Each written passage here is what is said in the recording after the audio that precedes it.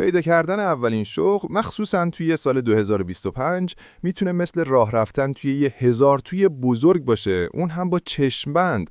چون انگار شرکت‌ها دنبال فارغ التحصیل تازه کار میگردن ولی با 25 سال سابقه. منم دقیقاً همین مسیر سخت رو رفتم و خوب میدونم چی جواب میده و چی نه. تو این ویدیو بهت نشون میدم چطور میتونی از بقیه جدا بشی، از ساخت یه رزومه درست حسابی گرفته تا استفاده از ابزارها و روش‌هایی برای شبکه‌سازی که واقعاً جواب میدن. آخر ویدیو یه برنامه مرحله به مرحله داری که فقط درخواست کار نمیدی، بلکه احتمالاً یکی میگیری.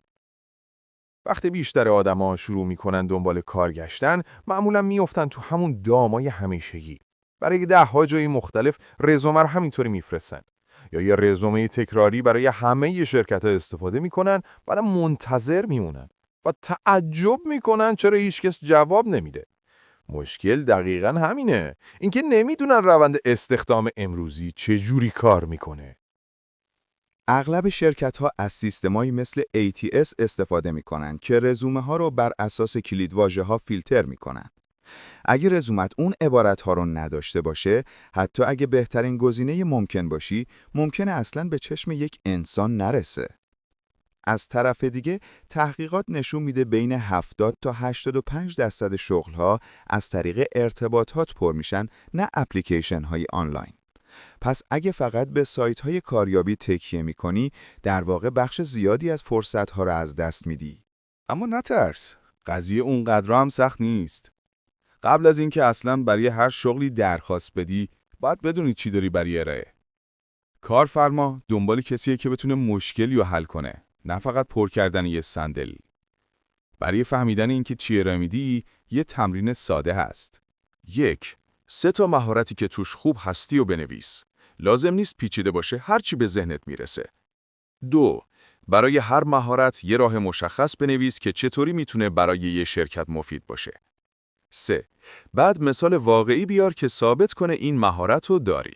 مثلا اگه تو طراحی گرافیک خوبی، میتونی به طراحی پوستر یه رویداد یا ساختن طرح برای پیج یه دوست اشاره کنی. اگه منظم هستی، شاید یه پروژه دانشگاهی رو مدیریت کردی یا سفر گروهی برنامه‌ریزی کردی. نگران ساده بودن مهارت‌ها نباش. همه چیز به نحوه بیانش برمیگرده. مثلا به جای اینکه بگی بلدم با اکسل کار کنم، بگو سیستم بودجه بندی درست کردم که 50 میلیون برای انجمن اون صرفه جوری آورد. همین تغییرهای کوچیکی کلی فرق ایجاد میکنه. حالا که فهمیدی چی ارائه میدی، وقتشه یه رزومه درست بسازی.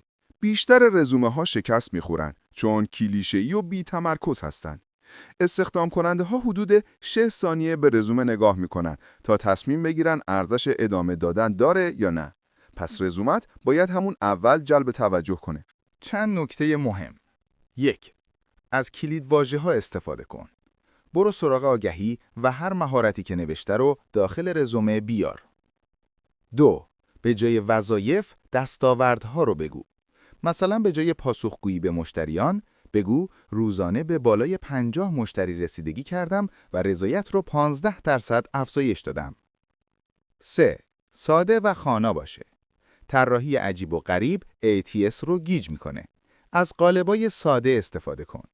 رزومت باید برای هر شغل شخصی سازی بشه. سخت‌تره، اما احتمال دیده شدن رو چند برابر میکنه. ابزارهایی مثل کنوا و زتی قالب‌های مناسب ATS دارن که کار رو راحت‌تر میکنن. حالا که رزومت آماده است، وقتشه کاری کنین دیده بشه و اینجا شبکه سازی وارد میشه. شبکه سازی یکی از مؤثرترین راه‌ها برای پیدا کردن شغله. اینکه با آدمای ارتباط بگیری که میتونن راهنماییت یا معرفیت کنن. از آدمایی که همین حالا میشناسی شروع کن. دوستها، خانواده، استادها. لازم نیست بگی کار داری. فقط بگو من دنبال فرصت‌های فلان حوزه‌ام. کسی رو میشناسید که بتونم ازش مشورت بگیرم؟ اگه ارتباطی نداری، لینکدین بهترین جایه. درخواست اتصال رو شخصی کن. مثلا به پروژه‌ای که انجام دادن اشاره کن. بعد از پذیرفته شدن، یه پیام کوتاه برای گفتگوی دوستانه بفرست. همین مکالمه‌ها معمولاً به معرفی یا اطلاعات ارزشمند ختم میشن. شبکه‌های اجتماعی و حتی هوش مصنوعی هم امروز ابزارهای مهمی هستند. مثلا میتونی متن آگهی رو به چت جی پی تی بدی تا رزومه تو بهتر باش هماهنگ کنه. یا بهت کمک کنه متن‌ها رو رسمی‌تر، خلاصه‌تر و حرفه‌ای‌تر کنه. فقط یادت باشه محتوای اصلی باید از خودت باشه. AI فقط کمک کننده است. روی شبکه‌های اجتماعی هم میتونی حضور حرفه‌ای داشته باشی. مثلا توی لینکدین، توییتر یا حتی تیک تاک پروژه‌هات رو معرفی کن. اگه برنامه نویسی درباره یه اپ کوچیک که ساختی پست بذار. اگه نویسنده‌ای بخش‌هایی از نوشته‌هات رو منتشر کن. یادت باشه کارفرماها معمولاً پروفایل‌ها رو چک می‌کنن. پس حضور آنلاینت باید حرفه‌ای باشه. وقتی وارد مصاحبه شدی، تازه بخش مهم شروع میشه. هدف فقط این نیست که ثابت کنی توانایی داری. باید نشون بدی برای تیم مناسب هستی. چند نکته مهم برای آمادگی. شرکت رو بشناس، مأموریت، ارزش‌ها و خبرهای جدیدشون رو ببین. سوالهای رایج رو تمرین کن. برای جوابها از مدل استار استفاده کن. وضعیت، وظیفه، اقدام، نتیجه. سوال بپرس، مصاحبه یک طرفه نیست. درباره چالش‌ها یا تعریف موفقیت در اون نقش بپرس. آمادگی کلید موفقیته. هرچه بیشتر تمرین کنی با اعتماد به نفس وارد جلسه میشی. اما حتی بعد از مصاحبه یه بخش بسیار مهم باقی مونده. پیگیری. خیلی‌ها فکر میکنن مصاحبه آخر خطه، ولی نیست. 24 ساعت بعد باید یه ایمیل تشکر بفرستی که به یه نکته صحبت شده اشاره کنه. اگه خبری نشد، 1 هفته بعد یه پیام مؤدبانه بفرست و علاقت رو یادآوری کن. این کار حرفه‌ایه و معمولاً نتیجه میده. پیدا کردن اولین شغل قرار نیست ترسناک باشه. با یک استراتژی درست، شناخت نقاط قوت، رزومه مناسب، شبکه‌سازی صحیح، استفاده از ابزارها و آمادگی برای مصاحبه، میتونی مسیر رو کنترل کنی. و یادت باشه مسیر شغلی لزوماً فقط استخدام ثابت نیست. ممکنه مهارتات در پروژه‌های فریلنس، کارهای جانبی یا حتی برند شخصیت بهتر بدرخشه. دنیا عوض شده. کارهای دورکاری و اقتصاد گیگی در حال رشدن. هر قدمی که برمیداری مهمه. پیوستگی مهمتر از کماله. بازخورد بگیر، تجربه ها رو تحلیل کن و روشت رو بهتر کن.